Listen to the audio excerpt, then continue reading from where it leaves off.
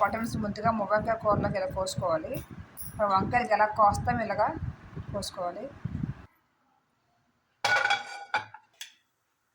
ఇందులో కొంచెం ఆయిల్ వేసుకోవాలి. మనం ముందుగా కట్ చేసుకొని పొటన్స్ ఉన్నాయి కదా, వీటిని డీప్ ఫ్రై చేసుకోవాలి. ఇవి వేసుకున్న దాంట్లోనే కొంచెం పసుపు, ఉప్పు, కాస్త కారం ఇవి వేసుకోవడం వల్ల ఏంటంటే ఈ ముక్కకి ఇవన్నీ బాగా పడతాయి.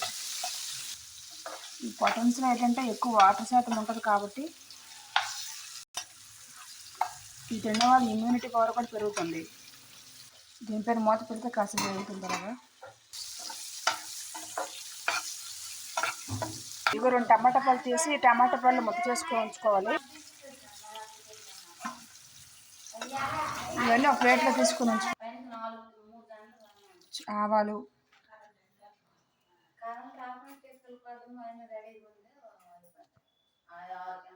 జీలకర్ర, మినపగుళ్ళు, పచ్చిమిర్చి, అల్లము, వెల్లుల్లి, 2 రెమ్మల కరివేపాకు. ఇట్లా బంగాళదుంప తొక్క తీసేసి చిన్న చిన్న పీసుగా కట్ చేసుకొని వేసుకుంటున్నాను.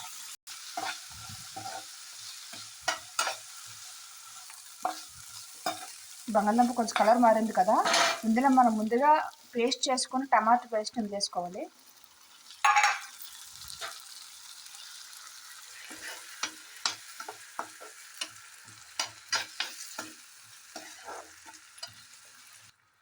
పొటన్స్ వేసినప్పుడు మనం కొంచెం పసుపు వేసుకున్నాం కదా, ఇంకొంచెం పసుపు వేసుకొని నేను ఆల్రెడీ అందులో సాల్ట్ వేసాం కదా, సాల్ట్ కొంచెం వేయండి, రుచి సరిపోయినంత.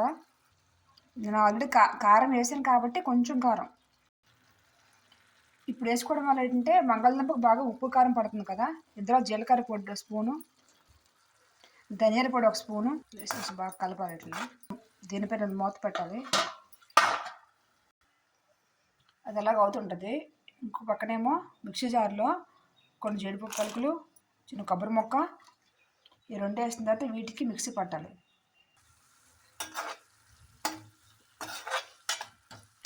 ఇందులో ఉన్న వాటర్ అంతా ఇంకిపోయింది కదా, దీంట్లో మనం మిక్స్ చేసుకున్న పేస్ట్ వేసేది. కాస్త గరం మసాలా పొడి, దీంట్లో మనం ముందుగా వేపుకునే పొటన్స్ వేసుకోవాలి.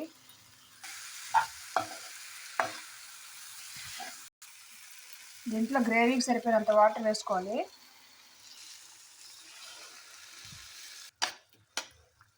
వీటిని ఒక 5 మినిట్స్ మూత పెట్టేసి వర్క్ పెట్టుకోవాలి బాగా.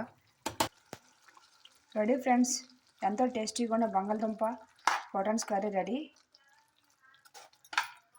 మాకైతే చపాతీలోకి కావాలి కాబట్టి రైస్లో కూడా బాగుంటుంది, చపాతీలో కూడా బాగుంటుంది. ఇది ఇలా గ్రేవీలో ఉంచుకుంటే బాగుంటుంది.